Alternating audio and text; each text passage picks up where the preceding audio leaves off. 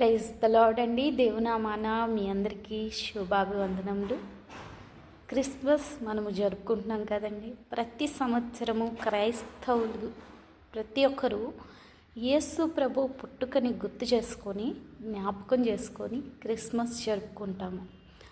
అయితే క్రిస్మస్లో దాగి ఉన్నది ఏంటి అంటే, మన యేసుక్రీస్తు ప్రభువారు, మన అన్నానండి తప్పు, యేసుక్రీస్తు ప్రభువారు ఎలాగూ పుట్టారు అంటే, ఆయనలో ఏ పాపము లేదు, ఆయన పుట్టుకలో కూడా పాపము లేదు.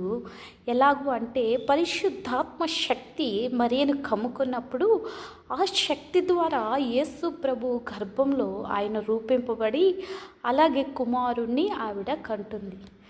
ఆయనే యేసుక్రీస్తు ప్రభు అనబడతాడు. దేవుడు పరిశుద్ధుడండి. ఆమేన్.